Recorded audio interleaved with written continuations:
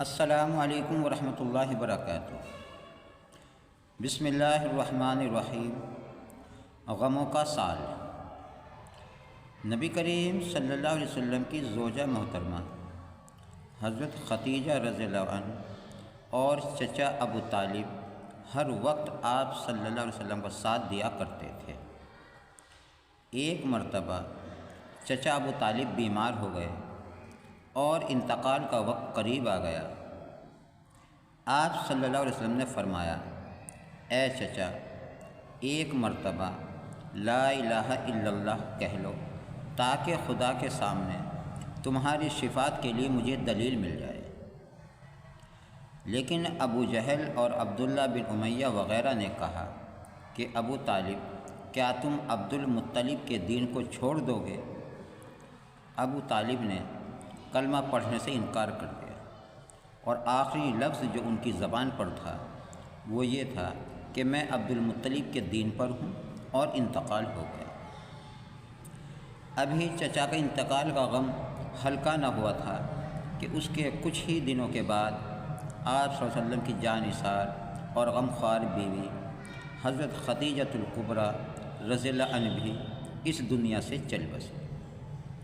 اس طرح کے بعد دیگر دونوں کا انتقال کر جانے سے آپ صلی اللہ علیہ وسلم پر رنج و غم اور مصیبت کا ایک پہاڑ ٹوٹ پڑا، کیونکہ آپ صلی اللہ علیہ وسلم کی دعوت تبلیغ کے ہر مرحلے پر ابو طالب اور حضرت خدیجہ رضی اللہ عنہ دونوں آپ صلی اللہ علیہ وسلم کا ساتھ دیا کرتے تھے، اور حضرت خدیجہ رضی اللہ عنہ تو ہمیشہ آپ صلی اللہ علیہ وسلم کی مدد کرتی تھی اور پریشانی کے وقت بہترین مشورہ دیا کرتی تھی۔ اس لیے دونوں کا ایک ہی سال میں انتقال کر جانا آپ صلی اللہ علیہ وسلم کے لیے ایک بڑا حادثہ تھا۔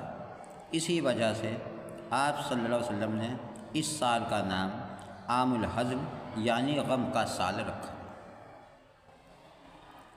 اللہ کی قدرت۔ سمندری مچھلی۔ جس طرح اللہ تعالیٰ نے ہمارے لیے زمین پر بے شمار غذائیں پیدا فرمائیں، اسی طرح سمندر میں بے شمار مچھلیوں کو ہماری غذا بنا دیا۔ لوگ ہزاروں سال سے سمندری مچھلیوں کا شکار کر کے اپنے غذا حاصل کر رہے ہیں، لیکن آج تک مچھلیاں ختم نہیں ہوئی۔ اور ایک عجیب بات یہ ہے کہ کھارے اور میٹھے سمندر کی مچھلیوں کے ذائقے میں کوئی خاص فرق نہیں ہوتا۔ بے شک یہ اللہ تعالیٰ کی قدرت اور بندوں پر اس کی بڑی عنایت ہے، جس نے ان کے لیے مچھلی جیسی اہم غذا کا انتظام فرمایا۔ ایک فرد کے بارے میں سچی گواہی دینا۔ قرآن میں اللہ تعالیٰ فرماتا ہے، اے ایمان والو، انصاف پر قائم رہتے ہوئے اللہ کے لیے گواہی دو، چاہے وہ تمہاری ذات، والدین یا رشتہ داروں کے خلاف ہی کیوں نہ ہو۔ سچی گواہی دینا اور جھوٹی گواہی دینے سے بچنا ضروری ہے۔ ایک سنت کے بارے میں۔ بیت الخلاء جانے کا طریقہ۔ نبی کریم صلی اللہ علیہ وسلم جب استنجے کے لیے تشریف لے جاتے تو چپل پہن لیتے اور سر کو ڈھانپ لیتے تھے۔ ایک اہم عمل کی فضیلت۔ اپنے گھر والوں کو کھانا کھلانا اور پلانا۔ نبی کریم صلی اللہ علیہ وسلم نے فرمایا، جو تم نے خود کھا لیا وہ تمہارے لیے صدقہ ہے، اور جو کچھ تم نے اپنی اولاد کو کھلایا وہ تمہارے لیے صدقہ ہے، اور جو کچھ تم نے اپنی بیوی کو کھلایا وہ بھی تمہارے لیے صدقہ ہے، اور جو کچھ تم نے اپنے خادم کو کھلایا اس میں بھی تمہارے لیے صدقے کا ثواب ہے۔ ایک گناہ کے بارے میں۔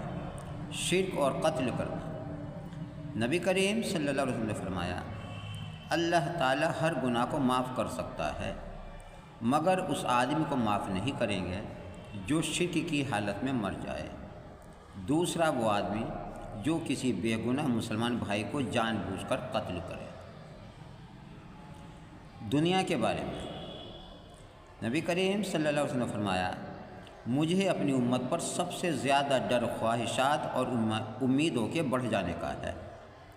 خواہشات حق سے دور کرتی ہے اور امیدوں کا لمبا ہونا آخرت کو بھلا دیتا ہے۔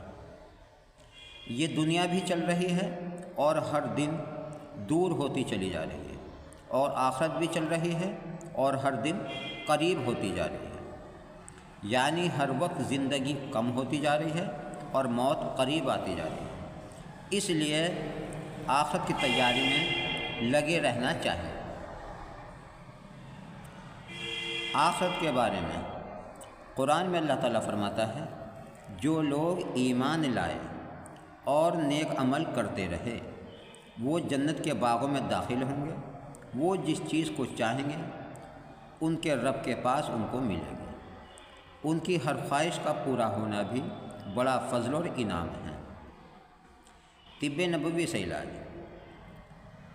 ہاتھ پاؤں سن ہو جانے کا علاج۔